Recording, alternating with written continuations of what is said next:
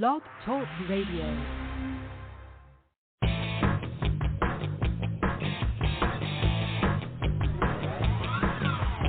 Hey there! Welcome to Big Blend Radio with your hosts Lisa and Nancy, editors of BigBlendMagazine.com.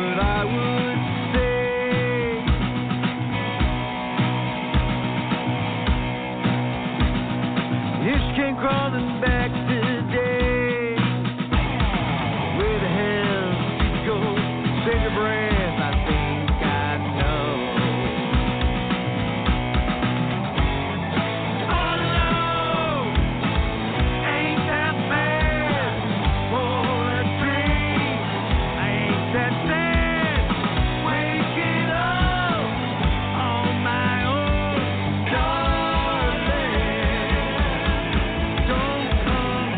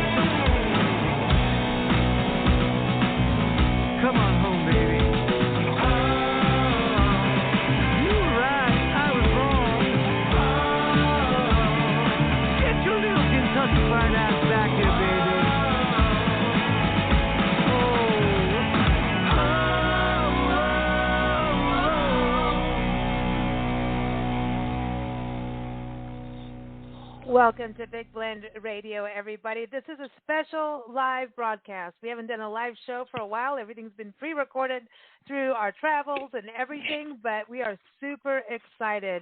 So welcome back to the crazy Big Blend land with Nancy and Lisa. You know we're the crazy mother-daughter travel team on our Love Your Parks tour, publishers of Big Blend magazines, and that was Don't Come Home. And I think that's what people say to us as we go to their town. I'm just kidding. But that is the first track from the new album Cravenology by the Cravens. And dude, these guys are freaking amazing. And you know, they've been on our show over the years with their different albums, some shows just to come hang out with, and then we had to do a radio show and a special whole thing about finding the Craven Raven Cocktail. Shout out to Lisa Getz, Linda Stewart Nielsen, and Ward Heinrichs, a special attorney who's on our show all the time, employment law attorney. He did good too. I mean, there's some great people put in some amazing cocktails, and now they've got a new album. And guess what? We finally got to Lake-Worth, Florida, and not only met them, caught a show at Rudy's Pub in the downtown district of Lake-Worth. Awesome. Got to spend Thanksgiving with some of them, the family, the Storch brothers family, and Ron, Nancy, and then met Mama Gizzy. Geez, Leah. Woohoo! We got to have some pasta and some fun times with her yesterday and John. So it has been a special time, and so a special time means a special broadcast, and here we are. Check them out, cravensongs.com. So let's bring everybody on. We got John Storch on vocals, electric guitar, one of the songwriters and founders. John, how are you doing? We haven't seen you for a long time. I know. It's been like a little over 24 hours. Yeah, I know. Doing right? great. Isn't Doing that great. Cool? Isn't yes, that it's cool? wonderful. Like, normally it's like, I'm so happy we finally got to meet you guys. Finally get to meet you, see you guys perform, and just hang out and get to know you more. And it's like different than going, oh, it's been a year since an album, you know? Yeah. Right. I know. So you and your brother Bill are the ones who write the songs. Bill, welcome back. How are you? Yes. Hey, good. How are you? How are you ladies tonight? We're behaving, kinda. No. That's not always fun, you know? No, I know. I thought, did we behave at Thanksgiving? We were kind of behaving, right? Yes, you did. I loved the purse wine. That was. Oh, the excellent. Portofino. Portofino. Who comes to Thanksgiving with very, wine very in cool. their purse? That's we so do. Cool. That's so cool. Got a shout out to them, Portofino. I got to give a shout out to Marisa and Gunnar over there, like our friends who created that. And then we've got Rockin Ron DeSaram, who's the lead guitarist, who is a badass on guitar. Ron, how are you doing? I'm doing all right. Good. Yeah? Do you need a Craven Raven cocktail? He's like, yeah.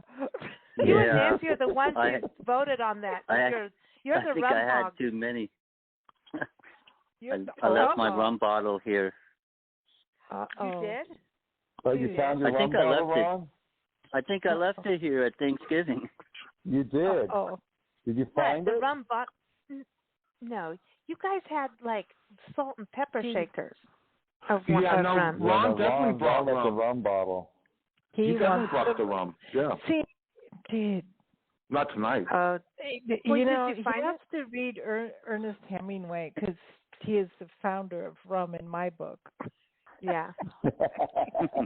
So I want to give a shout out though. Dennis Ambrose is bass player, awesome, amazing bass player, and Bill Meredith is the drummer, amazing too. Those are the foundation, and so the foundation is missing tonight. So let's party. I'm kidding, but these guys are amazing. Well, thank you so much. Thank you. I'm so glad you guys were able to catch us, you know, after all these years and watch us live, you know. It was so fun. Yeah, you guys were like right up front and just you received the Cravens at full volume. Yeah, we did. With the crows, you got the Craven, the actual raven birds. I've got one sitting right in front of me. And then we got Nancy coming on later. Nancy is the band manager, Ron's wife, and she keeps everyone in place and makes sure they get to their gigs on time and books the gigs. She has a bullwhip. She'll be joining. Yeah, she's got the bullwhip. And she'll be joining us. But we do have a recording we did with Bill Meredith, the drummer. We'll be airing later. And also MaryBeth from Rudy's Pub, the owner of Rudy's Pub. She'll be on, and you'll hear her because really that's a cool spot where you were playing. Yeah. And I just felt like it was such a live, like everybody was into the music. You know when you go to a place and the band's playing and everybody's like talking, no, you guys are so electrified that, people came to hear you. You guys put on a show and indifferent. Like, Bill, you're all like country boy up there. Then here comes John. He's all like punk in your face. Ron's all like, I'm going to slide it, babies. Yeah. And Bill's like, I'm going to whip you all in shape. And Dennis is like, I'm going to keep everybody cool and cozy. Just right. It was a cool show. Really fun. I want to make a cartoon strip out of you guys. The thing that makes Rudy so cool is that it's like intimate, So it's real. It's not real big inside, and it's real psychedelic, and it's kind of like a throwback '60s type vibe. Yeah. But it's downtown Lake-Worth. That's what downtown Lake-Worth is all about. It's eclectic. It's got all different kinds of people in there, and it's got an old hippie vibe, And Lake-Worth is a cool little town. But John, is it not Lake-Worth Beach? So please. No, it's Lake-Worth. I don't ever want to hear Lake-Worth Beach come from your mouth again. I think it's a mellow hub. It's mellow. Yeah. Like everybody's chill. Yeah. And there's no drama. I like to go places where there's just fun and no drama. And it was cool. Like you could relax and you felt safe and there's no drama. Yeah, people were so friendly. Good music and so friendly in there. Yeah. You know what? Awesome. I think actually Lake-Worth, our experience is that people have been really friendly here on the whole. I mean, just in general. Yeah. Everywhere we've been, people have been just really, really nice and just like, even the police. Even the police have been. The police. Cool. Yeah. We didn't get in trouble. Though. It wasn't us. I mean, I'll tell you, back when we first started out playing in the 70s and the 80s, Lake-Worth wasn't like that. Lake-Worth was really old, fogey, and kind of shut down, and nothing was happening growing up. I mean, it was a real. I think there was. Let me see. There was the Lake-Worth Playhouse that was down there, and then there was the S&S Cafeteria. And that's and one or two department stores. That was it. There was that was it. I mean, it was nothing. It was shuttered up, really, for most of our childhood. Definitely, it was kind of run down. Yeah. Wow. Okay. So all that the Renaissance happened like in the late '90s. Huh. Yeah, absolutely, late '90s. Yeah. So all three of you went to school together. Ron, you went to school with the Storch brothers, right? Or no? We went to school in two different towns. I mean, they did in Lake-Worth, but I lived in West Palm. That's probably a good thing. Oh, well, Bill said he went to school with you, or is it Dennis? Dennis went to school with you. Bill Meredith did. Bill Meredith did with Ron. Yeah, me and Bill went to Twin Lakes, and that's a bad school. Oh, but it was. Badass school. Badass school. It was. Okay, but this is what's so cool. was more badass than tobacco. Well, badassery has to happen, but this is the cool thing. You guys were into music as teens, right? And you'll hear from MaryBeth in a little bit here, but she was talking about how she let young bands come in and perform, and we've had young musicians on our show, and we always go like, okay. We always have this, okay, we don't want the ones that are going to end up with a Britney Spears problem or how there's that happens, right? The teen stars, we don't, where the parents are pushing them so they can get the money kind of thing. So we're always kind of watching and we're very careful about it. But, you also want to like let them have their moment and let them have a little bit of success, little things, right? Absolutely. There's no doubt about it. Young bands are so important to music. I mean, we're on the other end of all that. We're just kind of like enjoying ourselves at the age that we are. But oh my God, the young bands that are out there. I mean, I have not participated and gone out and heard too many of them, but I know that they're out there and they need to be supported just like anybody else. Yeah. Well, they bring something new to the table. Absolutely, and they do. It's so we important. all need that. We all need absolutely. that. Absolutely. Well, John, you were telling us at Thanksgiving that you guys, what Lake-Worth wasn't like the music hub that it's really grown into, and you're part of South Florida, so you got Miami, you got Fort Lauderdale near you, West Palm, Boca Raton, you got right. All of that, Coconut Beach. Is it Coconut Grove? Let me get it straight. Beach. I'm in so much trouble already.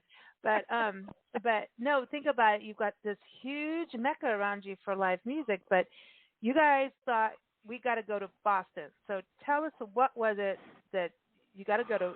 You were shipping off to Boston. Yeah.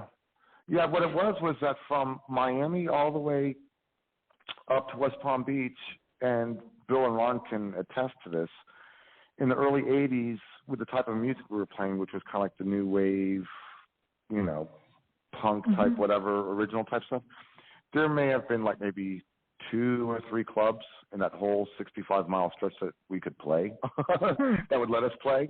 Seriously. Wow. I mean, we played down in Miami, we played in Fort Lauderdale, we played in West Palm Beach. There's only a handful of clubs.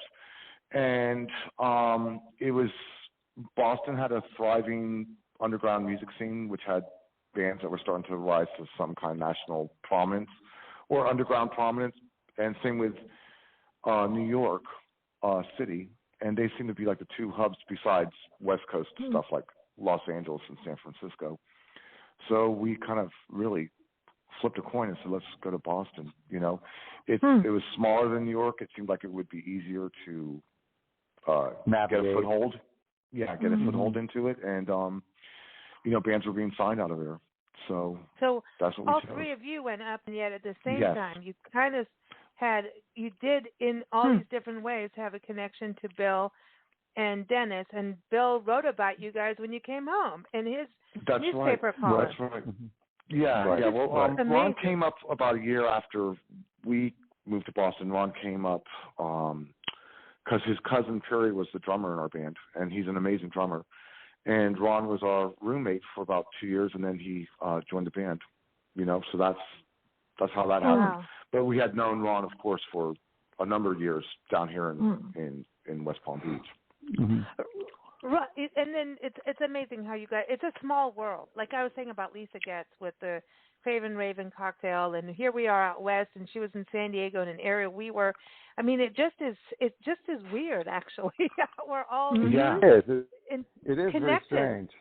It is. It's cool stuff, though. It's cool stuff. But Ron, I want to ask you on the guitar, because the slide thing, you are like the slide man, and then it's like I didn't even notice you actually put the slide on, like while you were playing. It was so fast. You know what I mean? It just was like, you're like the man of bendy notes, which I love because you don't overdo it. Like, and then at the same time, you'll turn around and kick ass, slide, like not just slide, but like here's like a total crazy solo, and then it's like, wow, we're back into the bendy notes, but you don't overdo either one. It's a cool balance, but it's like you're like in a zone. You're like channeled into Guitar Man. That's it. I'm on stage doing my Guitar Man thing. But have you always played that kind of slide style, those big windy notes?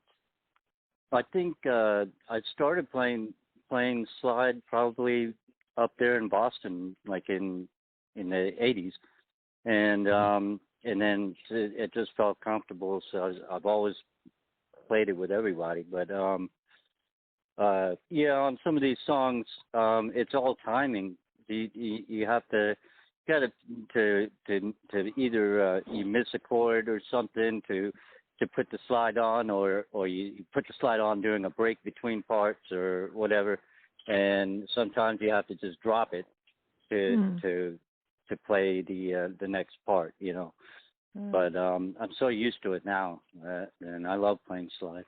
Oh man, I love it. I love it too. It's like, you guys have a little bit of everything in your music, and I think that's people talk about Americana, and I'm like, yeah, but you're pushing the Americana like to every part, like it's like that's cool. Like, that's cool to know, Yeah, it's great. like you're multi-generational for my perspective.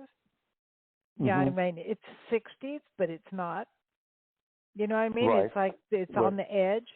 And so it's the Cravens, man. You can see several generations rocking out to it, and I like that. Oh, cool. Thank you. Yeah, no, I think it's important, too, because when you just like one style, then you get typecast at that, and then people turn you down because it's, and you don't want, the typecasting thing in acting, in painting, in music, I wish people didn't do that. It can anchor you. I mean, it can really be it can really be a thinker for you. I mean, I think of a lot of great bands from the 90s even that you listen to the whole album and it all sounded the same, and then that was it, just one album. I mean, I can't think of any of them right now, but I mean, we're kind of lucky. I mean, I think of the bands that I like. I love the Stones. I love the Beatles. I love, Fleetwood Mac. There's different songwriters in each band that kind of comes up with stuff, and that kind of makes the music a little bit different. You know what I'm trying to say? So in our music, we have different genre, and that kind of keeps it all. So the album doesn't sound all the same. It sounds a little country. It can sound a little rock and roll. It can sound a little, it sounds a little bit of everything. Each song sounds a little different from each other. Yeah. That's a good blend, man. That's a good thing. It's a good thing. I keep a plus. I think it is, as a listener, to me, but you have a Craven sound, and that's important. So you can go anywhere with it, but it's the Craven sound. And when you got there, what I loved is at the live show, like I already knew the songs, and I'm still hearing them, and they're not leaving my head. Like they're not freaking getting out there, and it just gets worse because like you know them all. And even putting the show together, I'm like, no, I want to do this song, no, and I'm like, just shut up and do it. It's like creating a set list for the radio show today. I'm like, well, we need more than 2 hours. Like, I want to play all of them. It's like it's a cool thing. And then seeing them performed live, what I loved is that your music transfers from the album to the stage. And then the stage is like this. You want the album. So everyone, go to cravensongs.com. Get them everywhere. They're on all the places, streaming places. But go to this show because it is electric. It's epic. It's awesome. It is. It's a real show, and it's real, and they're so freaking tight. It's like the album came to life, right? The album is alive when you hear it on, on the headset in your car. But when you go to the concert, it's like it's like I think you guys are like you'll hear it when we talk with Phil. You are so real, and I think that authentic music is so. It's like you just play it. And you're so incredible. You guys are all a bunch of tight asses. Just meaning it that you're tight. I just had to say that just because you're so tight together. It's so tight. It's beautiful because it's just so real. There's no, and it's the showmanship. It's like you guys all know your stuff. It's like this is, I don't know, the connection and everything was just absolutely amazing. And you're good people. Yeah. Thanks. Well, thank you so much. Thank you. That's a huge compliment. And I think it's also the fact that we've all been friends for so long that we're really brothers. We're connected in that way. You got second nature. Yeah. Like if somebody decides to do something a bit different, you got the room for it because it's second nature to you. You almost know he's going to go off and do something else there. And so it doesn't have to be over rehearsed and written down. You got You got the instinct. Yeah. Right. Like when we had Dennis and Joanne come up doing Good Times, or Ben coming up and jamming around. It's like we just flowed with it. We just said, let's flow with this and let's do it off the cuff. Yeah. Okay. What's your band name for everybody to know that? Because this was one of the things I really loved, that you had the guy coming up with the trumpet, the brass. Yeah. You had them come up. What's their band name? Again, there's Soul Express. Soul Express. That's it.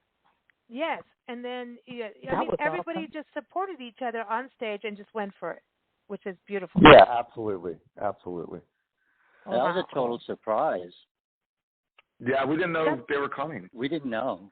Yeah. Oh, wow. But to play that kind of funky song was pretty like, holy cow, you just went for it and did it. And everybody, there was a lady you should see some of the video footage I have of a shaky butt I got a good wiggy butt. A wiggy butt. I saw her shaking her butt. It was going like a mile a minute. Yeah. She did a good wiggy butt session there, and I was like, if I don't film this, like people are gonna get mad. And she did. And then some gentleman was like, do you know she's 60-something? And I'm like, I'm just kidding. And he was like, you got to go get her email. She filmed you doing this, and I'm like, yeah, you got wiggy butt. But yeah, she her butt was shaking faster than Charo's. No, she had the wiggy. She had the wiggy. All right, guys, I want to play Blood Flows from the very first album you came on the show with, which was your. But this is so weird because you guys have been together for so long and done all kinds of recordings. So like Early Bird Special is one of my favorite albums. Honest, I love all of it. I can't do favorites.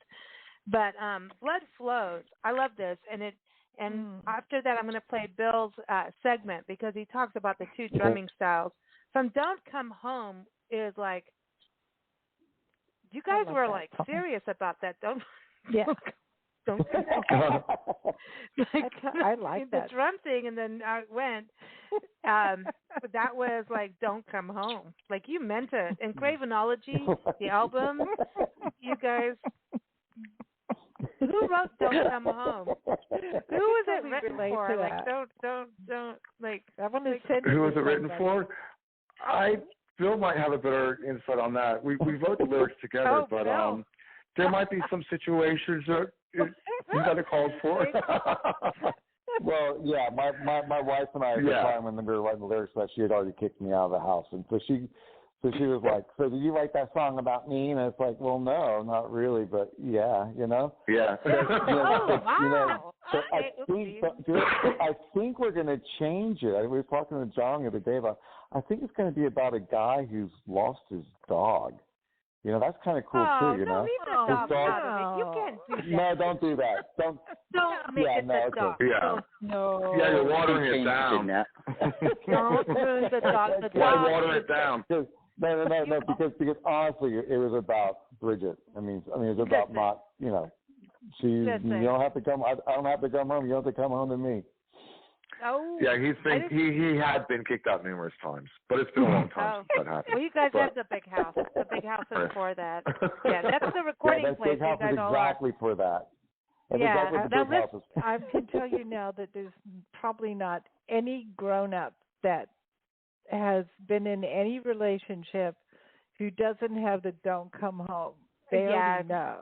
Nancy's done it to me. Nancy's done it to me. And she's like, don't look at the bank account. We've all been there. She don't come home.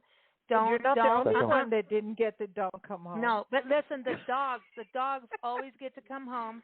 Because, listen, I know you, Bill. If a dog came up to the big house right now and looked you in the eyes and said, I need a home, what are you going to do? You're going to let the dog come home. I know. I already know. Yeah. You got the face for the doggy to come home. Because you met our dog and all of our kitties.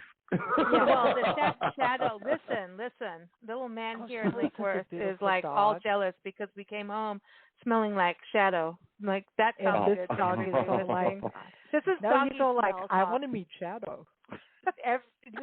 All right, we're playing Blood Flows. I mean, that might as well. I mean, we went from Don't Come Home to Blood Flows. This sounds great, everyone. Take a listen. And then you're going to hear from Bill right after that, Bill Meredith, the drummer, and you'll hear some more of those intricate connections, and it's all good, man. So here it is, Blood Flows. Well, maybe not, because maybe you know how it is. Here it is. We got it.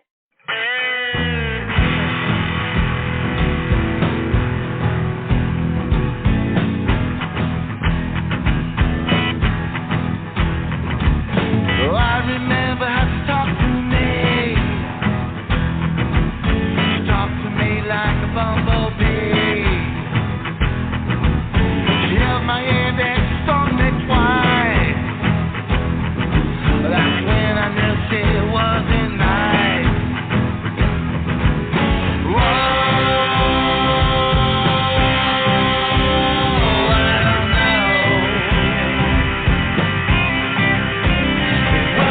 Oh,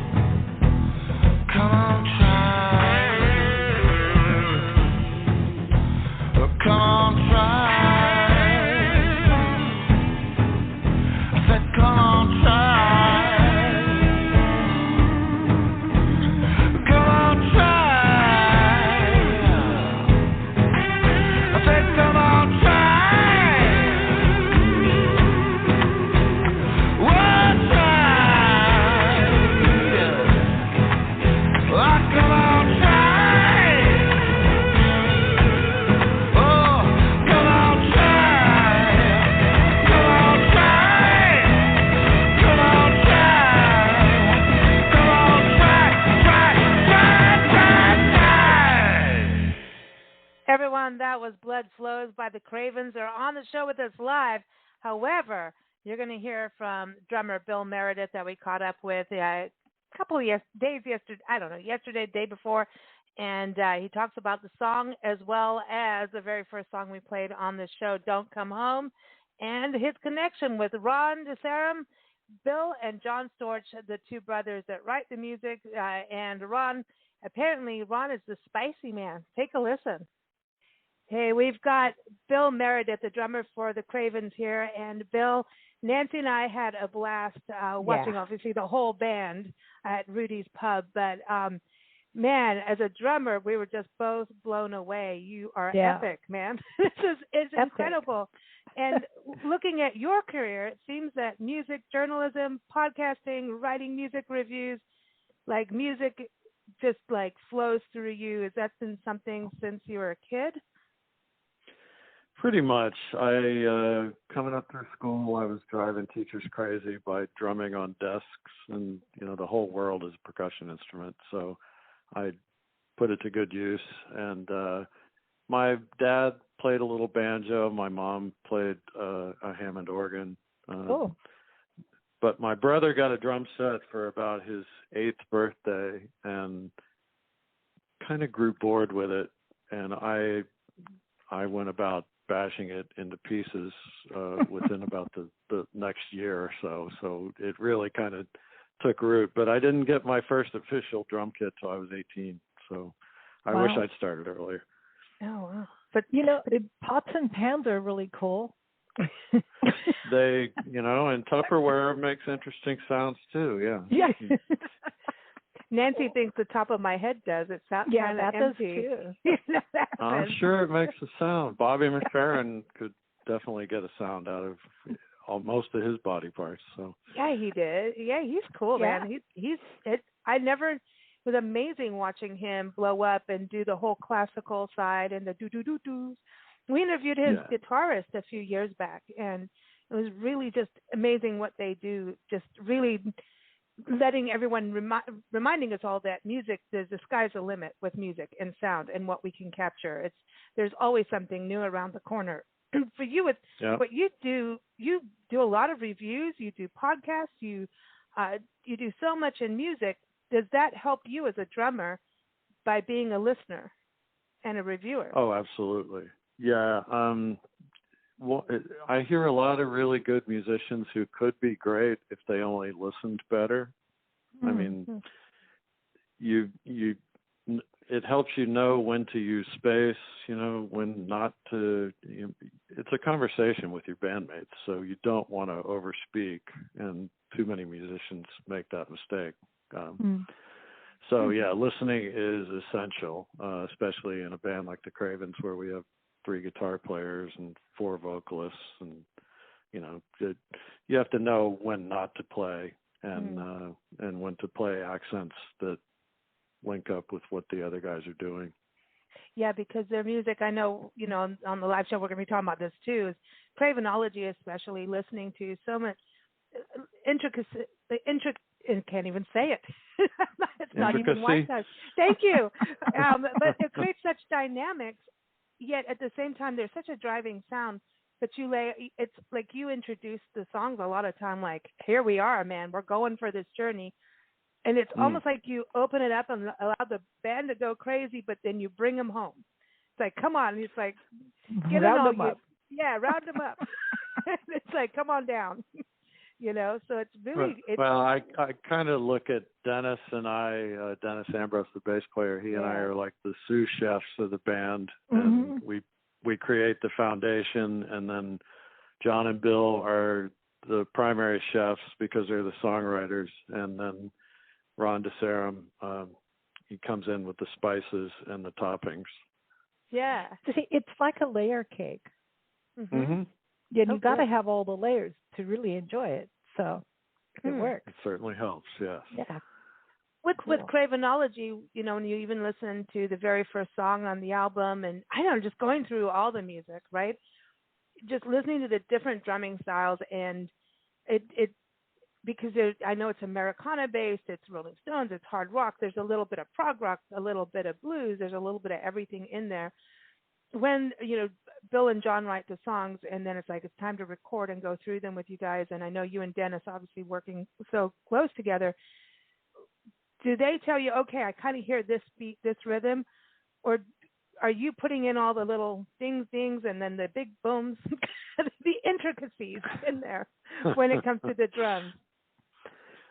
They pretty much allow us to create our own parts. They'll only chime in if there's something we're doing that isn't what they were hoping for, which is very rare. So, yeah, they're not heavy-handed songwriters. They want us to create our own parts. And actually, if you listen to the CD again, listen for the differences in the songs that Bill sings as opposed to the ones that John sings, because Bill's lead vocals, the songs tend to be more roots rock, Americana with hints of country, and John's lead vocals are more like a little bit of glam rock, David Bowie influence, T-Rex, a little more in the popular music vein. And punk. He gets to be punk as well. I think he brings a little punk in there. Yeah. A little bit, yeah. The song definitely Don't more Come so Home. than Bill. Yeah, I mean, Don't Come Home? Don't Come Home, that is like the opening song. Just that, the drums of that, I'm like, holy cow, here we go. Here we go. Yeah, I'm glad they used that as the opener. That was a song that they presented to us in a demo form for Dennis and Ron and I to come up with our own parts. And I thought of about 3 different possibilities, and the marching snare drum pattern was the first one I tried, and they liked it. So we never even deviated from that. Wow. And then you go to a song like Blood Flows is one of my favorites too. It's got like a Bo Diddley kind of like, here we go, man, we're gonna go wild. Yeah. I'm Bo Diddley. The Bo Diddley beat, it definitely applies to a few different feels, and that one I didn't hear any other way to approach that song but that kind of beat. It's kind of like listening to drums in other countries. Bo Diddley, he kind of takes you to a different country in a way. It's definitely, that beat is more of a Afrocentric tribal feel. That's, I'm sure, where he got it. I've never read an interview where he said where it came from, but you hear that through songs by the Grateful Dead, there songs by Dylan. There are occasions where that kind of beat, it definitely lends a different flavor to the music. It's one of my favorites because it does go wild. Yeah. Like there's like there is that tribal thing where like, I sit down, Lisa, don't go crazy, because it does, it's and that's what was so cool about, the show at Rudy's Pub was like everybody was in it, like the audience, it didn't seem to matter whether or not you played a cover or the originals. The audience was in it. They were in it for dancing, no matter what age. It was awesome to just see so many people really get into the music, and we haven't been around live music for a while because of the pandemic and everything. And it was like, what a treat. So cool. That was one of my favorite nights of the year. It really was. Our last few gigs have been like that. The crowds have been really attentive and really appreciative. So it's good. It seems like we may have cracked another rung on the ladder recently. Yeah, you guys are very people, by not being allowed to go out, now when they get to go out, they actually appreciate more what they used to be able to do without even thinking about it. Yeah. And that certainly includes us. I made a pact with myself not to ever take a gig for granted anymore, because going almost 2 years without one, I didn't even allow myself to realize how much I'd missed it until we started doing it again, and it's like, oh man, I forgot this feeling. I kind of had to put it on the shelf and not even think about it. It was very exciting. I mean, there was a part you guys are playing, and I was like, when we lived in Africa and you would hear tribal drums and the tribes going off and singing, there's a part where they really, when they go crazy, and they all have these little whistles on their necks, like they look like Commodore, like police whistles, And they all start whistling. I thought, I want to whistle. Yeah, it's a mob levitation. We always talk about that, especially when you get into that psychedelic side, which there's a little bit of that with you guys too. And I think Ron brings that element with the guitars. And, John really is egging people to just, I know he does. He's like, come on. And then he tells us all to shush, settle down, and zip it. Zip it. He's like commanding everyone, okay. But there is that side where there's a levitation, and I think those two rhythms that we're talking about, even the march, that march has like a we're gonna riot, man. It's like you're not keeping this in line military style. It's a march, like, all right, people, like it's a calling. It is. Plus like, the vocals in the chorus that John and Bill do. I first heard it. The demo version, I said, oh God, it sounds like a soccer match where the hooligans are going crazy. Yeah, exactly. Yeah, and Dennis is like, all right, everybody, I'm bringing you in. It is amazing how the two of you work together. It's fantastic. We can't wait for more of this. Before you go though, like, how did you meet everyone in the band? Well, Ron and I actually met in 11th grade. We went to the same high school. We graduated high school together, and we were in the same history class. And I remember one day he had to read current events, which everybody dreaded, but Ron especially did. And, he had to read clips from the newspaper, and at the very end, it was so Ron. He goes, and Rush is appearing at the Hollywood Sportatorium on Friday night. It's like he waited the whole 3 minutes to deliver that news. That's awesome. But so we go back the furthest. Bill and John, I met when I wrote a column for the Palm Beach Post, a local music column from 2001 to 2015, and they were doing so many different styles of music then. They did ballet scores. They did like roots rock country acts. They did soundscapes. So they were sending me their material, and I was going, wow, these guys are very versatile and very good. And I wrote about them several times, and, we finally met up. Dennis, we played with some of the same people. They knew Bill and John and Ron. He knew Bill and John and Ron for a long time. When we ran in the same circles, we're both native Floridians, but we had never met and never played together until the Cravens. And from the first beat we played together in the first notes, it was like, okay, this guy's like, he felt like somebody I'd known forever. And awesome. Yeah, he's become a really good friend as well. That's cool. I mean, you guys you're just such cool people, and I think that also comes through in music. It's just good people. There's you get bands that are really kick ass.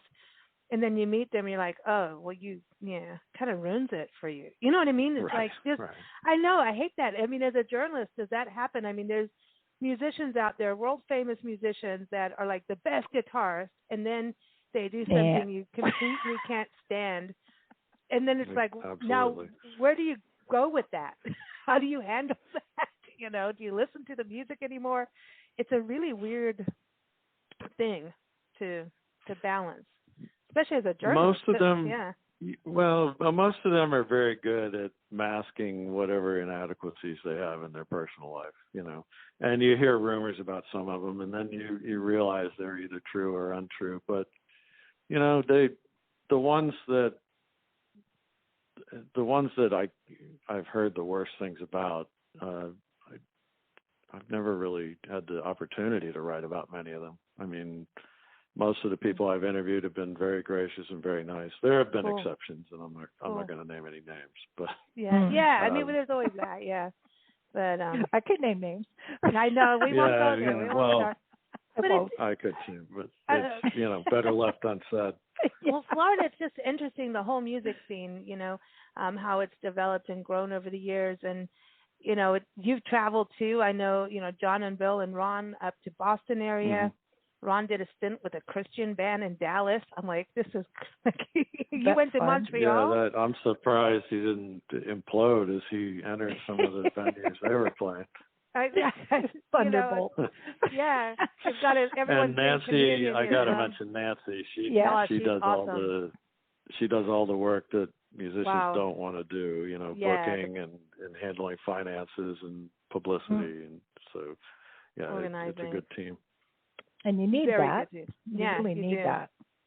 Well, Bill. Oh, absolutely. Thank you so much. I'm so glad we could catch up with you for the show.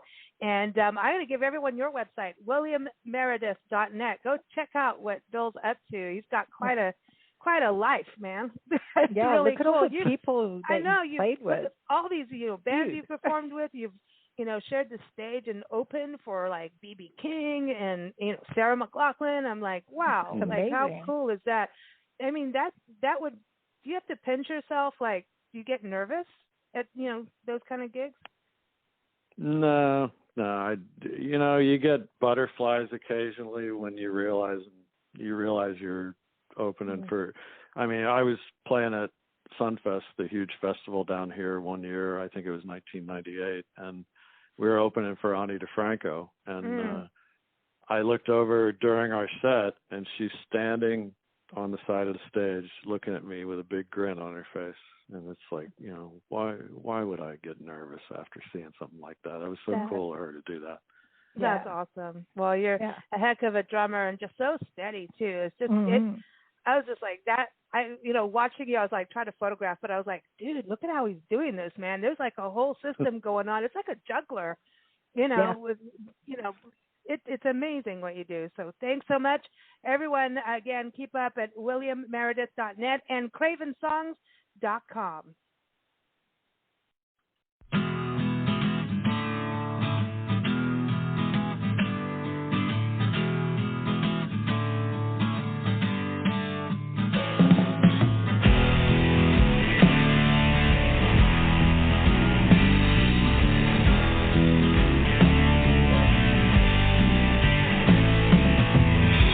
Got home late last night, hit my head, front porch light. I had too much tender sweetly turned to sender. I took more than I was asking for. Should've stopped when the week hit the floor. Pack my things and go. Don't look back, it's cold. It's just what it is for now.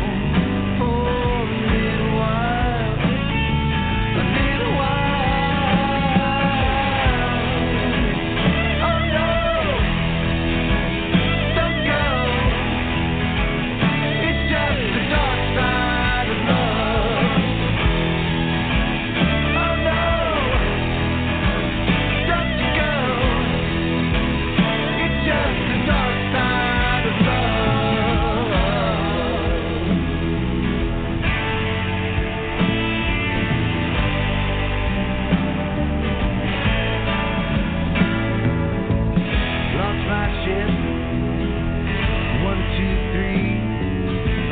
Lost at sea, it will be. I got all my hugs and kisses all wrapped up in your best wishes.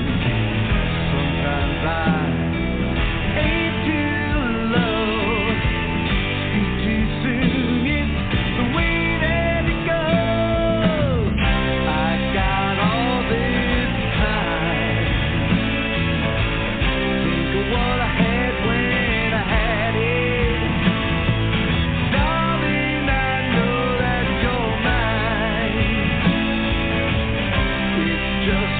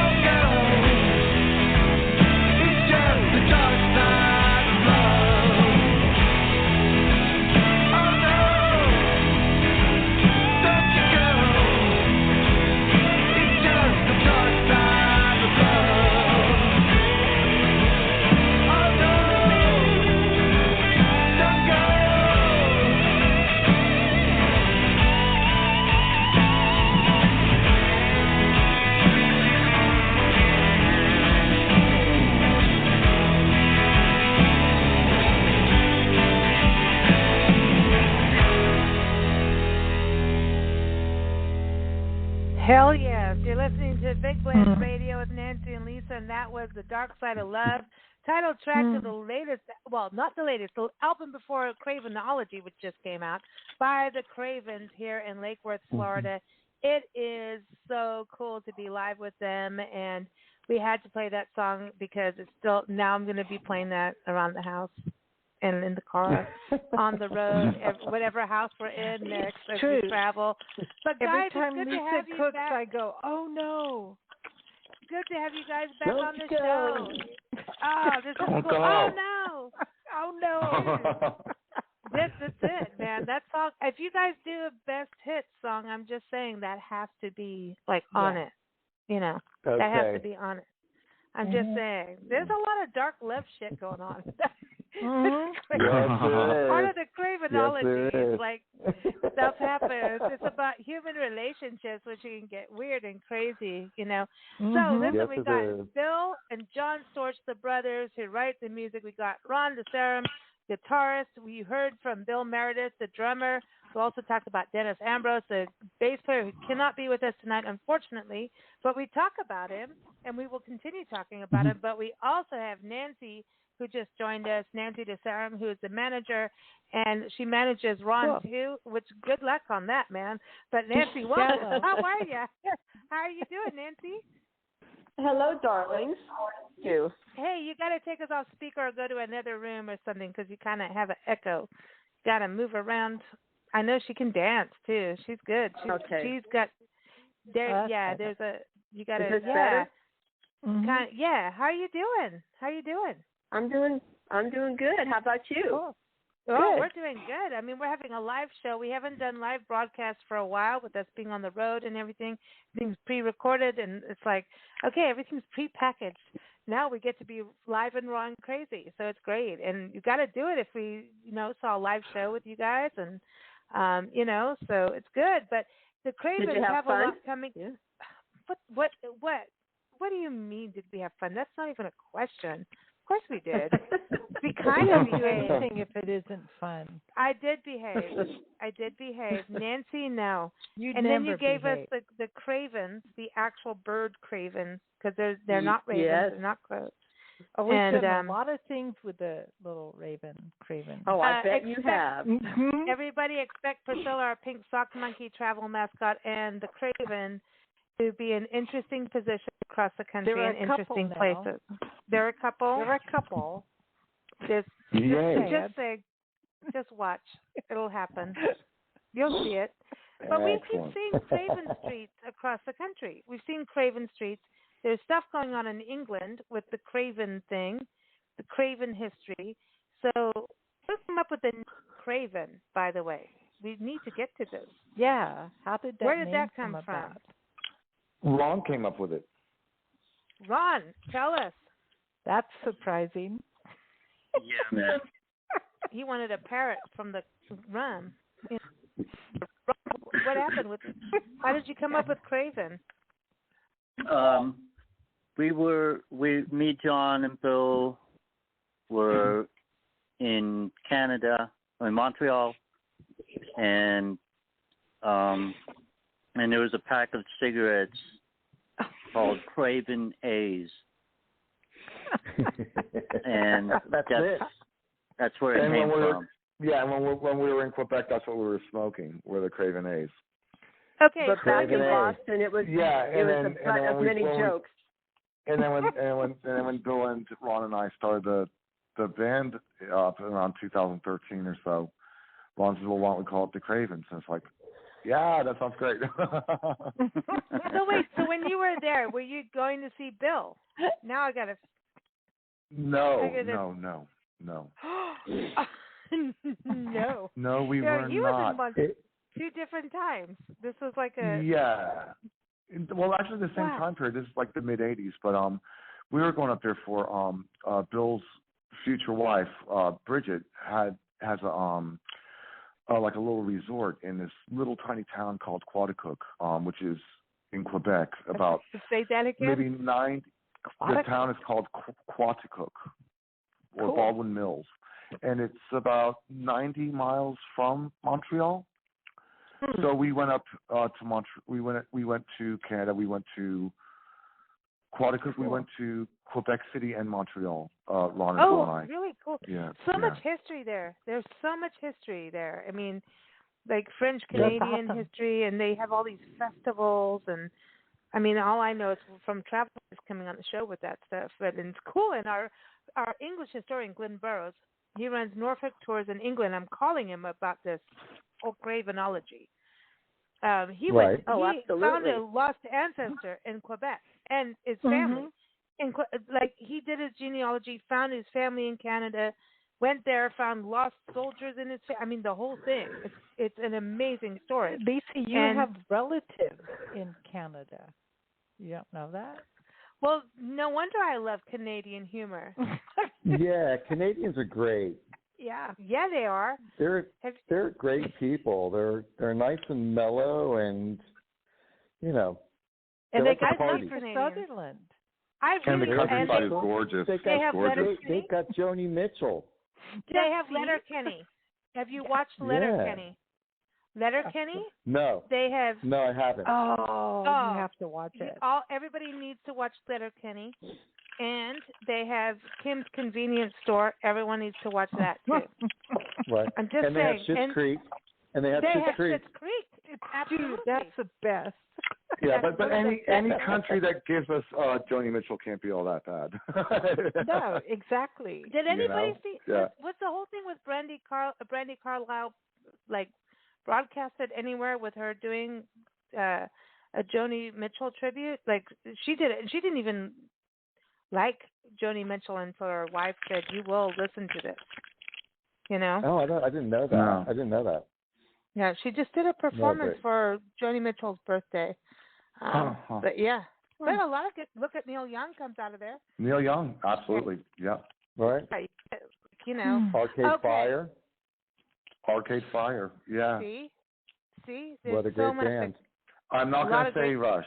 I'm not a Rush fan, but Ron likes Rush though. Ron likes Rush. Ron likes Rush. Okay, Alanis Morissette comes from there. Yeah, Alanis Morissette. There's a lot. No, actually, she was pretty cool. She was pretty cool. Isn't it Guess Who from there? Guess Who? Yes, Guess Who. Now, Guess Who rocks. They're great. Yeah, because they did No Time and you know, Yeah, man. For you. Yeah. Yeah, they were good. And then with the Three Doors Down came out. Okay, we're all going to go off at a tangent on Canadian music, and we're in Lake Worth, Florida. So let's go back to Lake Worth. Okay, so Nancy, what is coming up next for the Cravens? Like, I know, isn't it Ron's birthday? Isn't there a party coming up? Yes, it's his birthday bash, December 4th, which is all Halloween. So we take bets as to when he's going to hit the floor. You know, it depends on and it's going to be at Johnny Q's, which is the home of the Craven Raven Cocktail. Cool. So, yeah, so we'll have fun. Speaking of which, the Craven Raven Cocktail Contest. I need to apparently say what I said at the beginning of the show. So the Craven Raven Cocktail winner is Lisa Getz of Spring Valley, California. Second place is Linda Stewart of Temecula, California, because I got some messages like, excuse. Yeah, so, they're very proud of it. It wasn't Linda who did it. Linda did not do that. I'm just saying somebody just gave me a little nudge on the head. The third place, no, listen. So the Craven Raven Cocktail, Lisa Getz. Linda's was the Craven Violet Martini. The Angry Craven is by Jerry and Kathy of San Diego. Oh, nice. The Craven Crazen Martini was Ward Heinrichs, our friend, which we gave him a shout out at the beginning, employment attorney, San Diego. We drank them all. Employment attorney, SanDiego.com. I remember this for the rest of my life. You know, it's on our show every month. And then Judith Galindo of Medford, Oregon, had the Explosive Craven. So, great. Now, That's great. if you're going to think about the Explosive Craven, which song of yours? I mean, you've got Cravenology. It's like you got to think you're now becoming a library of Craven music. So, what song would be the Explosive Craven? Oh my God. What would it I don't be, know. John? Oh, Jackson? Jackson, Yeah. I was thinking Jackson. Maybe Yeah. Jackson. Jackson. Maybe Jackson. Yeah, Everyone, Jungle. Dark Jackson. Dark Side of Love album. Listen, that album is really good.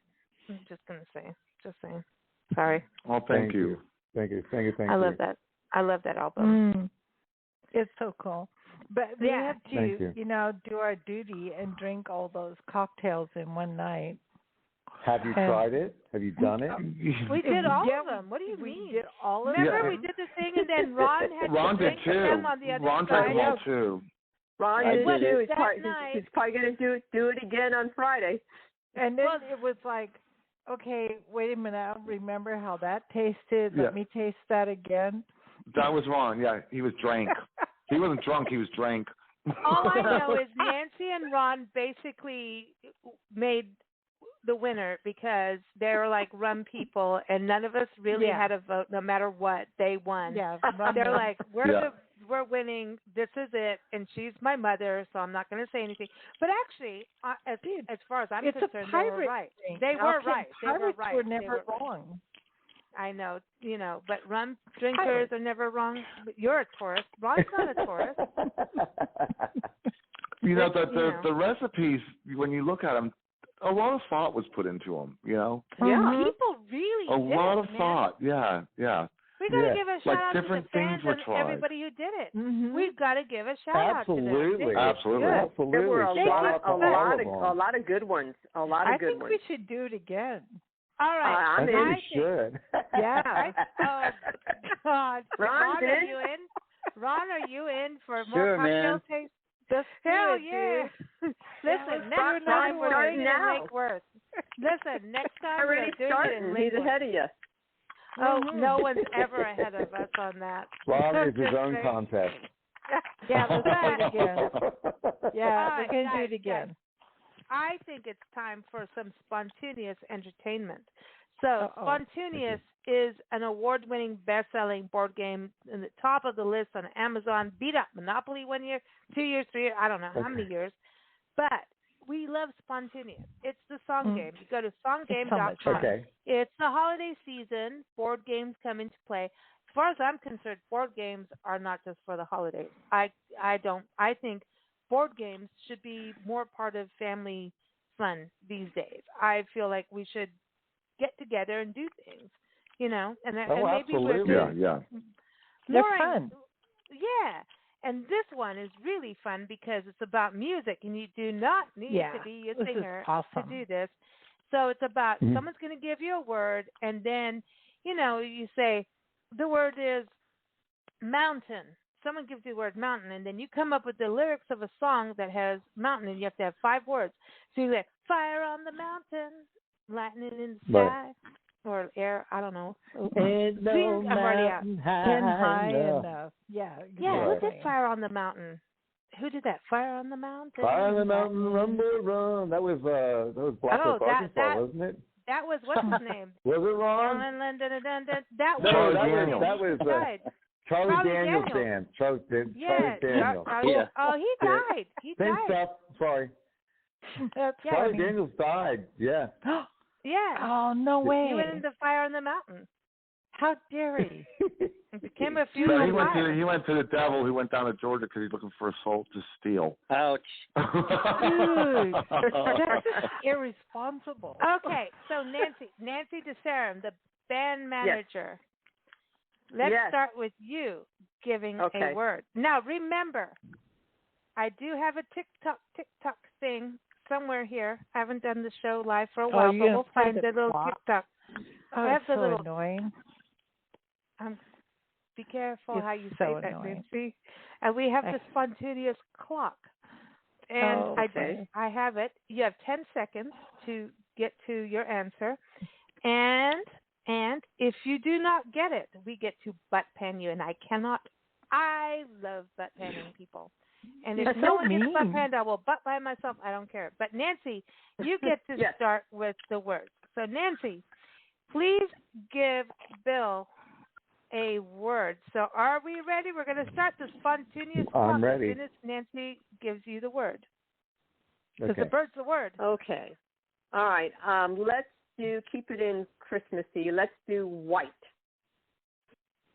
I'm dreaming of a white Christmas. There we go.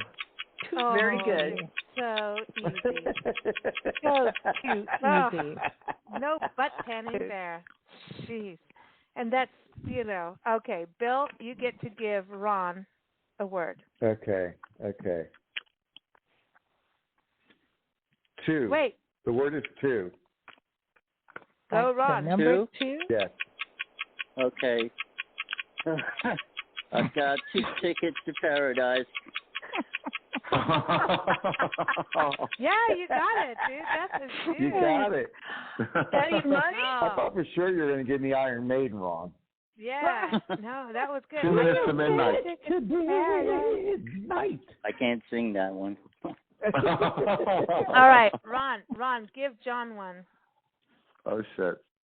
Oh, okay. 7.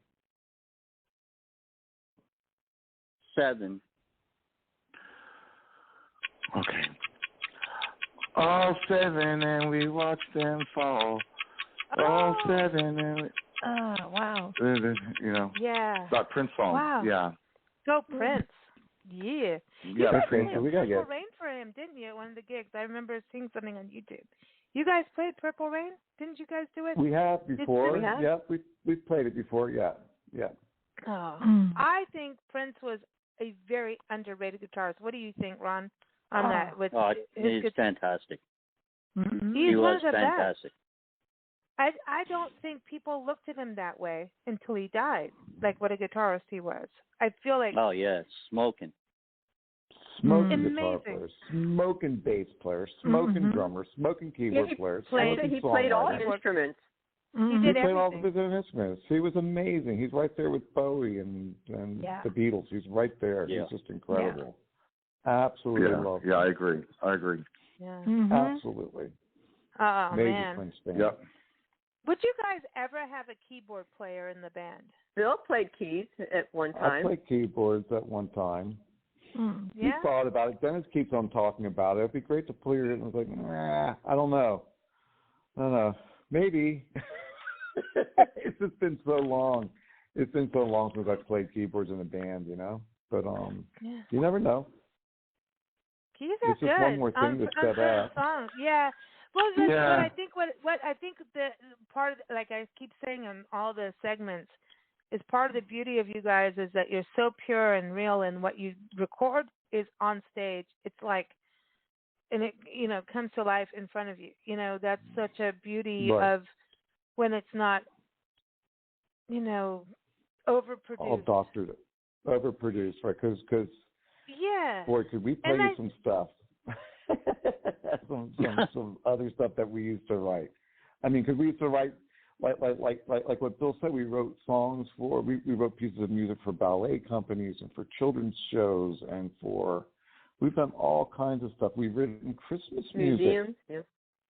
Okay, so we've written Christmas music. It's crazy. We've done all kinds of neat stuff. Okay, so I have to say this. I have been saying this for years on our show.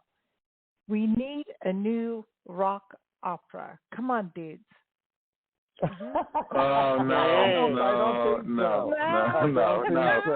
Not a cup of tea. Yeah. Damn, Nancy, what did you just do? What would it be about, though? What would it be about? Holy crap! Anything you want. We could call it Tommy too. It could be about. What, John? Oh, listen. Call it Tommy too. I can give you a bunch of ideas, but I'm not going to do them on air. I'm not doing them. I'll give you a bunch of ideas. Listen. Okay. But not on the air. Not now. I just want to change the genre to something. We'll do roadside radio rock opera. Yeah. Area, I think the next area radio. I mean, didn't Green Day do like a rock opera? Did they come close to doing something like that? Yeah, that American Idiot thing. Yeah. No, but American Idiot. Oh, yeah. Well, there you go. No, they did something. Lift the genre into what it should have been. Oh. Right.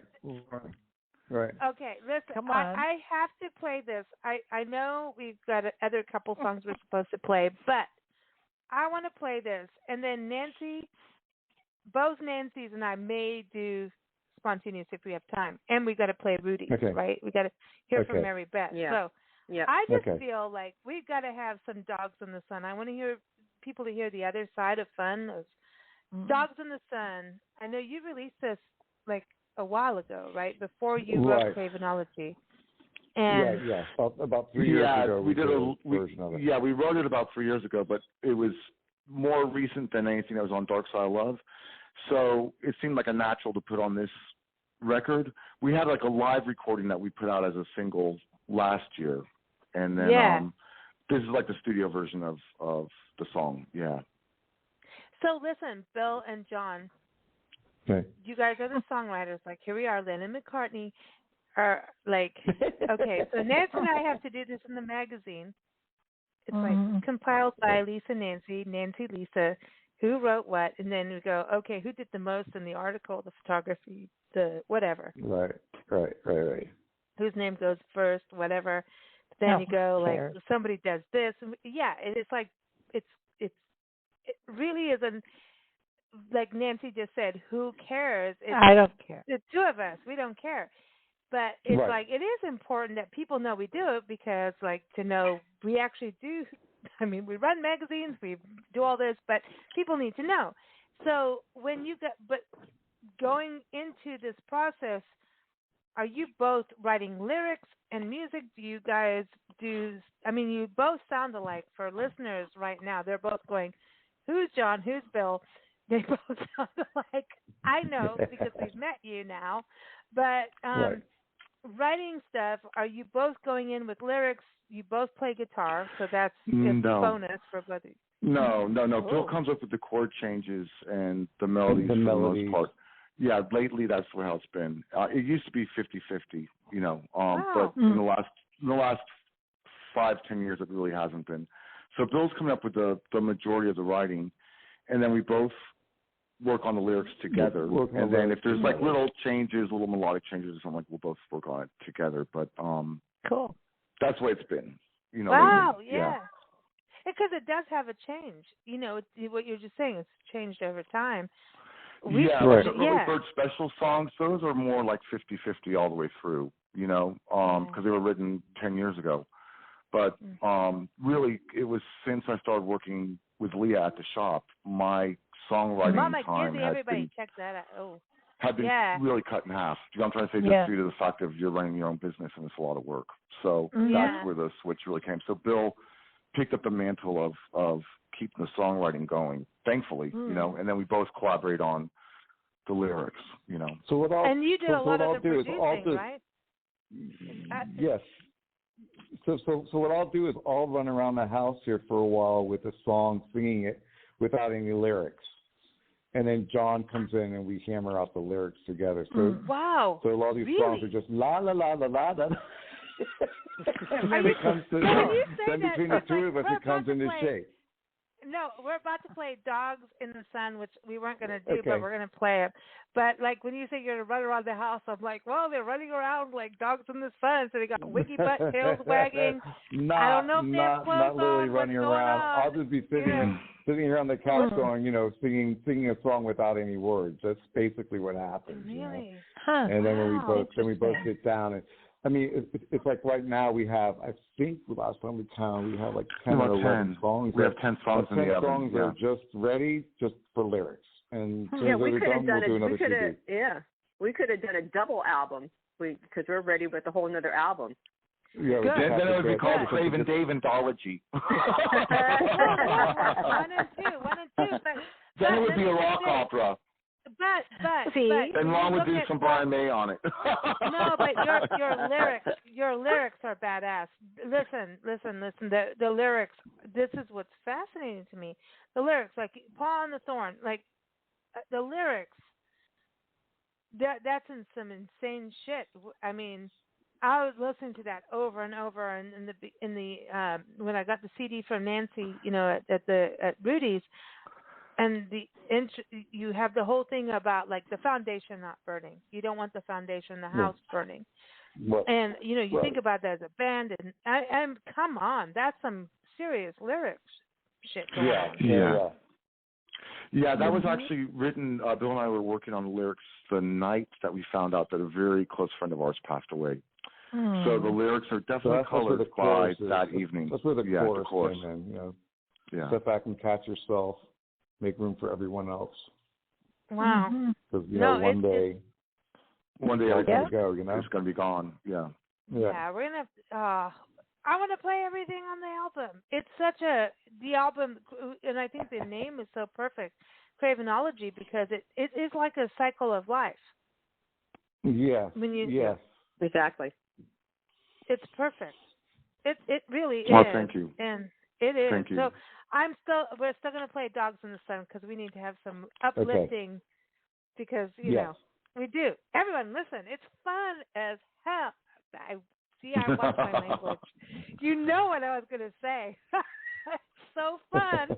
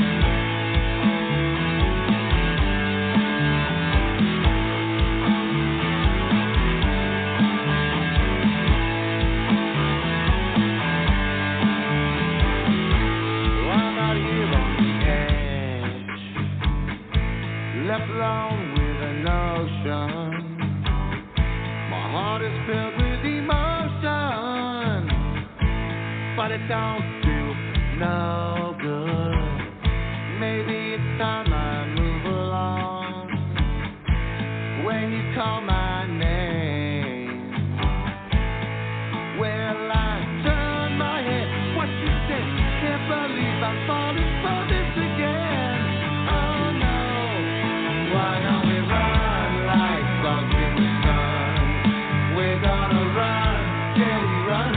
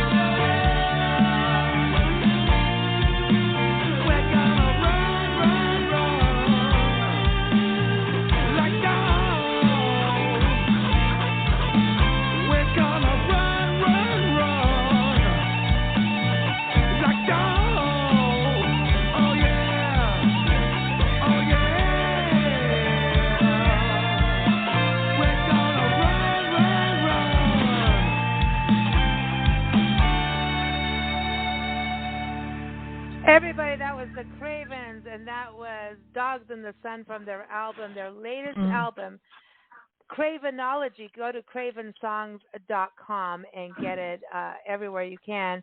And we are airing live from Lake-Worth, Florida, where they are. We saw their show at Rudy's Pub. And listen, we got to meet them all, and they're all badasses. Ron DeSaram, guitar player, lead guitarist. Do people ever like compare you to Slash? No. Nobody said anything to me about Slash. Well, there's Keith Maybe Richards. Keith. I get that, but Slash a little bit on that song to me. There's something where you're elevating, like the singing, the words, everything is there. There's an elevation in the guitar playing in there. You took me back to like my pool hole days. Like, when I skipped school, shut up, I'm Nancy. sitting right here. Nancy, mother, Nancy, not Nancy DeSaram. Nancy, mother. Like you didn't know. Like we went out there, and I remember listening to Guns N' Roses and stuff. And there was like, but that song and some of your guitar playing kind of, it's not you are you. You know what I mean? So when I ever say that, exactly. It's not meaning anything like that, but it is like there's that hint of. I don't know, because you have that slide thing. You know what I mean? Ron is very melodic. Ron is a very melodic soloist, and so is Slash. So that's what you're hearing is the melodic, and Ron takes his time and puts a lot of thought into what he's playing, and it's very melodic, and it's very. Do you hear that build up where he didn't overdo it? He just goes up, up, and then goes. Now I get to play around, but I'm not going to overdo it, and it's so freaking rare. Yeah, there's not. It's rare. Ron's a rare guitar player. He's fucking great. He's lifting that chorus up, and he's making that chorus more exciting than it might really be otherwise without Ron. He's making it higher, and because it's like lifting it up and lifting it up and lifting it up, and then let's go. This is why I think it's so beautiful about you guys. Yeah, tension, and it's just like you guys have levitation, station. You guys have that. I think if you did start adding a bunch of stuff, it may lose it. Like you guys have that raw energy of just like here it is. It's natural. That's true, and another thing we're just talking about is we bring that to the live show. We don't play like we're a bunch of older guys. We play like we're a bunch of 20-year-olds. We're coming in with fire and we're trying to light the place up. John, you told us all to zip it. We're not sitting there just slogging it through. What? You did to settle down, and you told us all to zip it, simmer down. That's right, because you need to. Zip it. I only say what I have to, and you need to shut up and listen to me. Settle down. Radio and he looked at him. I looked at him like, really? He's like, zip it. I'm like, oh, my mother is loving every second of this. It was so. I filmed you doing that, like photos of you, like zip it. Shut your face. It was a shut your face, and the photo I have of you doing that is pretty. Like people need to be there to. You're my best friend. You have no idea how many times I've wanted to say zip it. Shut the front door. Shut your face. Yeah. It's classic. Shut your face right now. I know. It's brilliant. It's so brilliant. If you can't zip it, I will zip it for you. Yes. Yeah, you got that right. I love it. So Cravenology Part 2 is possibly on the way.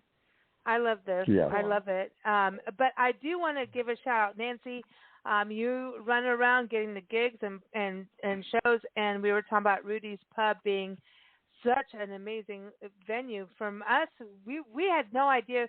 We drove in on a rainy night in Lake-Worth to see the band, and so we didn't get to see. We saw the downtown afterwards, but we haven't been able to do as much as we wanted to do in Lake-Worth. But Nancy, I know you get the gigs, so Rudy's is that? It seems like it's a very music friendly place to get gigs and do things. Very much so. She caters to local original bands. That's awesome. So, yeah. Yeah. Let's play this. Here's our conversation with MaryBeth this morning. She is awesome. Take a listen. Hey, we're talking with MaryBeth Sisoian, who is the owner of Rudy's Pub, where we totally had a ball watching the Cravens rock the house. And Rudy's Pub is downtown Lake-Worth Beach, right? MaryBeth, it's at the beach side when we say Lake-Worth, right? It is. It's actually 21 South J Street in Lake-Worth. Right on. It's such a cool venue. It was raining that night, but we got parking, easy parking. We had such a ball inside. But you have like an outdoor area too. Is it the Bamboo Lounge where bands perform and people can sit outside? We do. We have actually. It used to be a parking lot, and since COVID, we opened it up and made it into just a great outside venue. So we have a stage now, and it took time to pull it together, but it's really doing well. And a lot of nights we can have a band outside and inside, which is fun because they can go back and forth, and it's just a lot of fun. So we're very grateful to have that opportunity to do that. It's so cool that you support live music. I know during COVID that wasn't like an easy time frame for anybody. But to have live music again, that was the first show that Nancy and I had seen since the big pandemic lockdown. And it was like, and especially seeing the Cravens was really, really special. But having a live music venue, is it mostly locals that are performing? And I know you have a Rudy stock too, like a festival. So it seems you're a real supporter. Yeah, we never gave up, even all through COVID. That's what we do. It's all about live music and supporting our music family, and they support us. So, it's really just a great teamwork thing. We all work together just to keep this thing going. Mm. And we do, basically support. It's basically just local musicians. But every once in a while, we'll pull somebody in that's traveling and in town, and we're happy to do that too. But it's just a great, great situation, I think, for everybody, and we all kind of get it, and we're all hanging in there, and that's the important thing. Just keep supporting each other. It's a party. When you walk in, it's like, okay, it seems that actually you're really open to all genres of music too. Like you've got like picking music and on the weekends, so it's pretty open. Yeah. It is. It's wide open. We do a little bit of everything. I mean, you name it, we have it. And I love that part of it too. So, it's a variety of different musicians and different music that, people just, they love that. You'll never get bored at Rudy's. That's for sure. Is it live music every day or mostly weekends? We do it basically every day that we're open. Wow. Which right now is Wednesday through Sunday. Cool. Yeah. And we just, we have, a really strong handful of bands that, are fantastic. So they're sort of our regular bands. Mm-hmm. And then we, we're always open to giving somebody, a new band, a chance and an opportunity to be in front of a supportive crowd. And Rudy's is the perfect place for that. So. And it's beer and wine, and I know you got some local beers that you put out there too, local Florida beers, which is cool. Yeah. And the sandwiches are all like music inspired, like you could have a Jim Morrison sandwich if you want. I have to give a couple of my bartenders credit for that. Tara and Carl, it's kind of fun. Another thing about Rudy's, it's very creative. The people that are attracted there to come there are, they're all creative people, which is really neat. So even including my employees. Mm. So that was my bartender's idea, and it stuck, and I loved it. And I think it's great now. And then another bartender finished it off and added to it. So, as our menu grew, we didn't have food really, just a little bit, very limited. And now we're growing. We keep adding more items, and it's fun. The whole thing is fun. But again, it's all about the music. And you're not allowed to be grouchy. No grouches allowed. No grouchy people allowed. And Beagles drink free. We love Beagles. Beagles drink free. Oh, I dig that.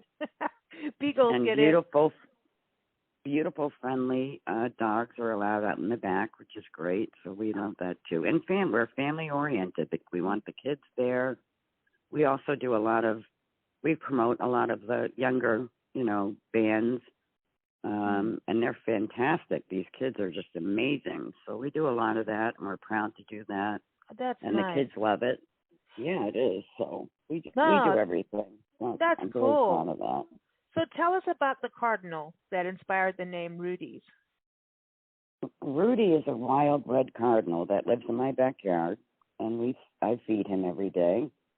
It was my mom's bird. She passed away, and that little bird just means so much to me, and he's got such great energy. So I ended up naming the bar after him. And they have a beautiful song. They really do. I love listening to cardinals. Yes, I do too. I love sitting in my patio every day and just listening. So cute. I know. Being here, we travel full time, and being in Florida has been awesome. Seeing the ibis and the storks, the cardinals, the blue jays, the iguanas. I'm into the iguanas, man. They're dinosaurs. I am too. Some of them are so beautiful. God, they're huge. I mean, I was sitting there watching them. They are. They're massive, man. I'm like, we need a band out here called the Rockin Iguanas or something. We need an iguana band. Yes. Oh my God. Well, thank you for, joining us, and it's been so cool that we got to come out and see the Cravens at your place, So what is the website? Didn't they do a great job that night? Damn.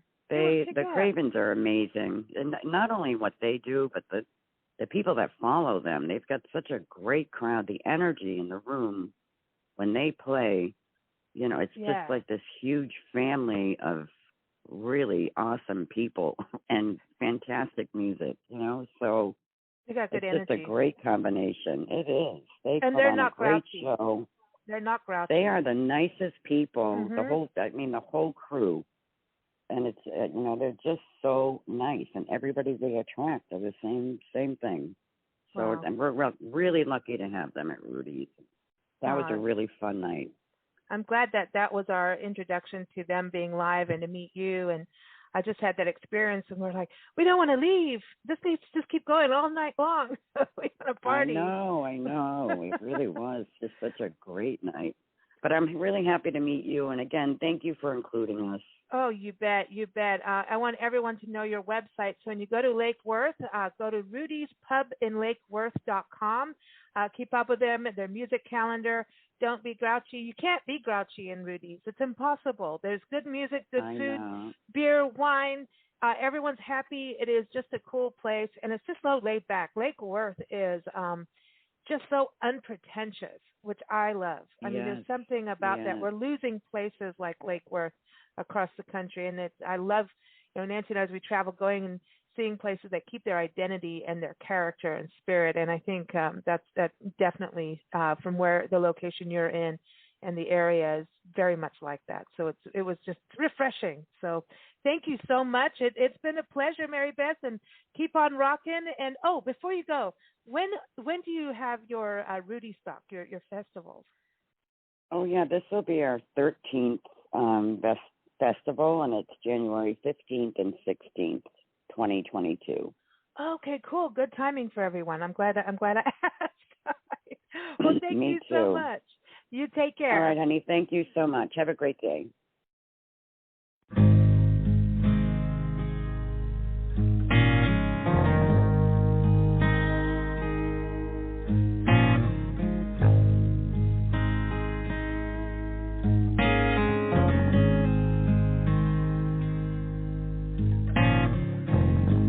Rain's getting in, coming through the walls. Daddy, he can't fix it. Mama's getting cold. All I can do is look at them, knowing I'm the one who opened up the window and brought the storm on.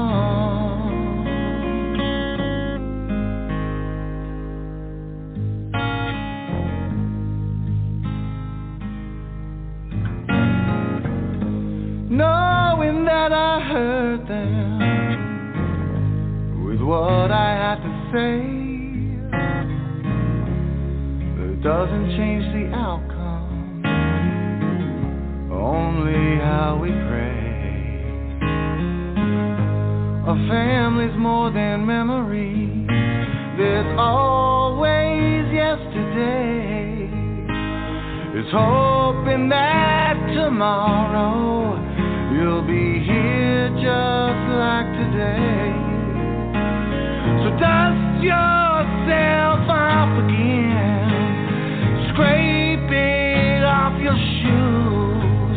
It's the little things you have to do to keep away from feeling blue. Roll away the stone again and walk back into town.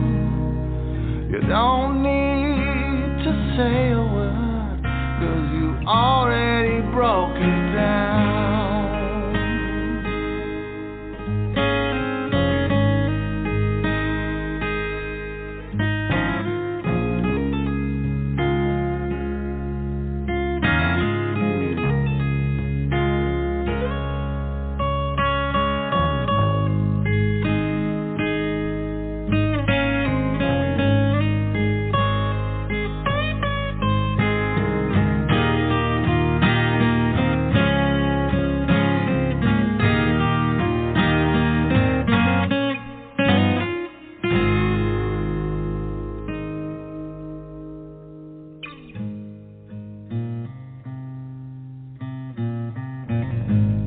Time comes and goes,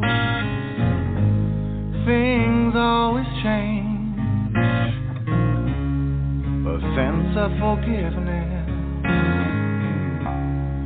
placing no blame. There's a feeling I get that we all still stand the same. Life can get you started, but living's up to you.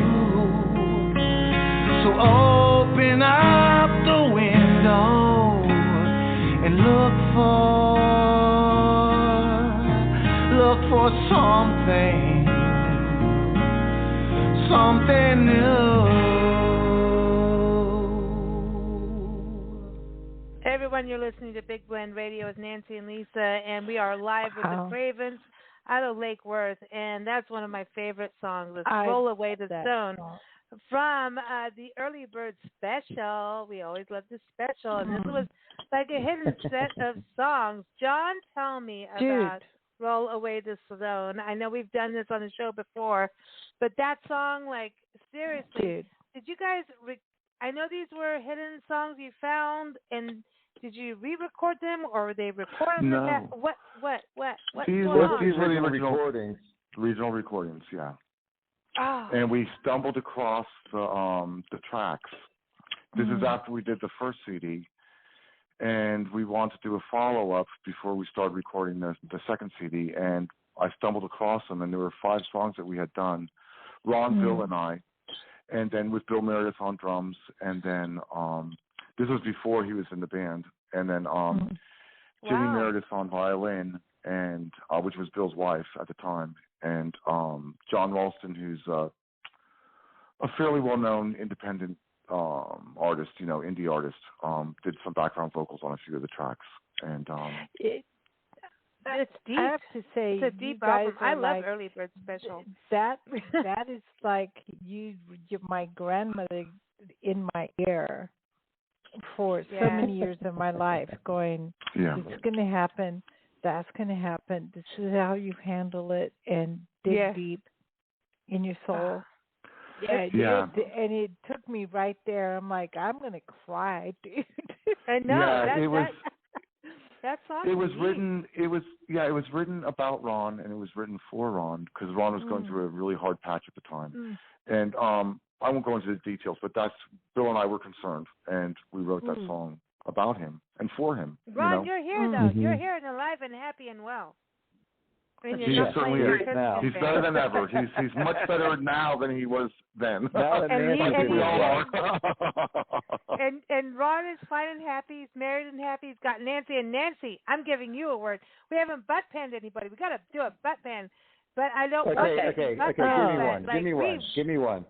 No, we got to think of a really hard word. A really hard word. Ron, you give Nancy a word. Ron, you give Nancy a word. Nancy, your wife. Ron's going to give Nancy his wife a word. Go do it. Go. Oh. I'm going to go on. Dude. I know. Okay. That's mean. So just any word? You just give her a word. All right. Sugar. Sugar. Sugar, honey. What is that?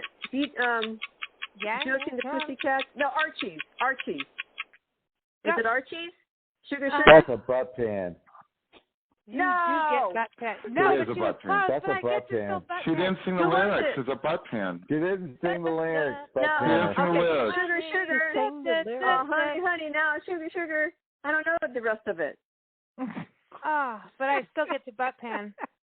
Okay. And now, a butt pan moment. Butt pan!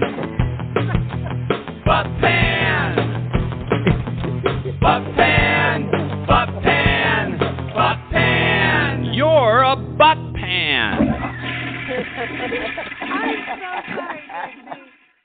I'm so sorry. Actually, she had it. It depends who you ask.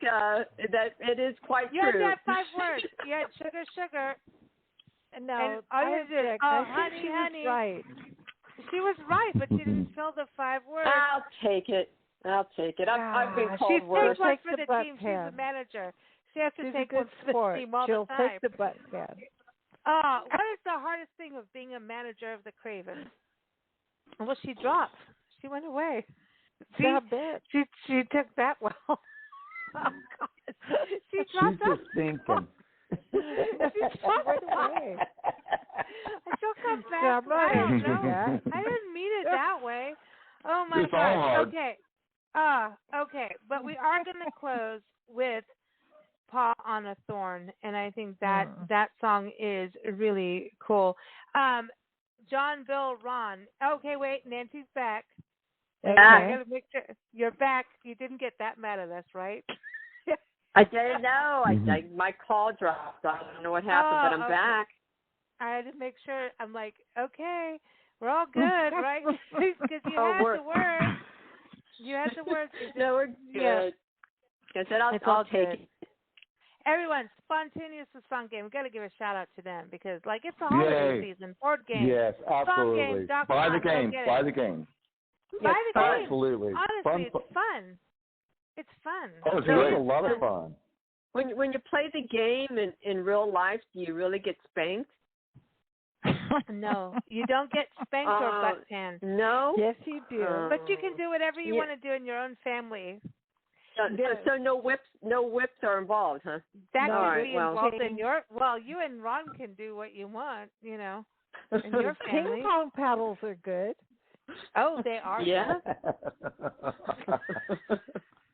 Very good. All right, here we go. Sorry. I'm okay. Anyway, spanking is always fun. I encourage everybody to spank their children. I'm just kidding. I'm just kidding. Oh, that's I'm just kidding. Oh, just kidding. I'm going to get so in trouble. I know emails will come. Okay, but listen, you guys, with MaryBeth at Rudy's, what she was saying about you guys and just the venue, I think she totally rocks. Yeah, we actually started there back in one of the venues we started at was Rudy's in 2013. It's just a 3-piece to those 2 acoustic and Ron electric, and Roll the Stone was one of the first songs that came out of there. So yeah, she's been instrumental. Wow. I think it's so important, and she was saying that she just kept going through COVID, no matter what. Yeah, keep going. Mm-hmm. And that's really hard. I think, everybody has a different opinion or whatever through COVID, but all that's I what know it takes. when you go see live music, and it was good. And for us, we heard a little bit of live music here and there on streets and different kind of things, but not like, our last, before we saw you guys perform live, our last things were a blues festival in Greeley, Colorado, and we saw everyone from Chawa, from New Orleans, to Larkin and Poe, and Mr. Sips, and Watermelon Slim, and big acts, and it was really cool. We're good friends with Larkin and Poe. Yeah, Larkin and Poe. Well, they're all connected. Yeah. Back to Edgar Allan Poe. Go back to the Cravens. I always think about you guys with them. And they were awesome. And then we went to see Natchitoches, Louisiana, with a really bunch of real old school, real Thibodeau. Goldman Thibodeau getting up there, and he's in his 80s, 90s, and his family 90s. Playing old Cajun and stuff like that. Sweet. And so it was like really real stuff, and it was one of the biggest, to me, more important things in my life, because it was documenting music in what? It was so awesome. It's gonna yes, save us. absolutely. Like real Cajun music, And real porch music, love it. We saw Victorian dancing, like Victorian la-di-da dancing at the same thing. And then we saw guys with Zydeco getting in there with rap, and so we saw these generational things, and these all of that. That was our last thing, and then boom, COVID hit, and holy crap! And then that was that. Yeah. And we're like, what do you mean? You guys were the first thing, and it was like we couldn't be more blessed than to have had a show. That was awesome. Be you guys, Yeah, so we were glad to have you. Thank you. It was thank you. Awesome. We're glad to entertain you, to meet you, and hang out with you. It's been absolutely a wonderful experience. Yeah. Thank you guys. Putting faces to the voices. And we did behave. Yeah. But next time we won't. Oh, I hope not. You certainly behaved. Well, thank you guys. And listen, we're going to play Paw on a Thorn. You want to this was, you were saying about it earlier. This is a special song, and it hit me very hard listening to the album, and that we need to play it. And we're going to play it now. Thank you all for joining us, everyone. We've had Nancy and Ron DeSaram on the show. Ron, again, being the lead guitarist and doing the slide magic, and Nancy doing the band magic of getting everyone booked and to their show on time, and Bill and John Storch, the brothers who write everything and recorded at the Big House. And then, of course, Dennis Ambrose. Hey, Dennis, dude, shout out to Dennis, because if you don't have a good bass player, you're out to lunch, right? Yep. Yeah, there you go. You're fucked without a good bass player. Thank you. You said it, not me. Thank you. Okay. and an amazing drummer, Bill Meredith. And so there it is. You guys have a tight band.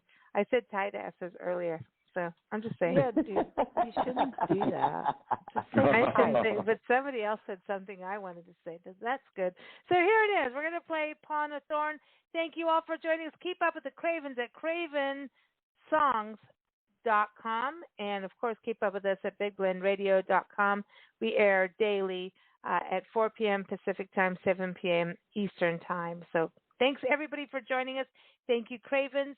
Thank you, listeners. Here it is, Paw on a Thorn. Oh.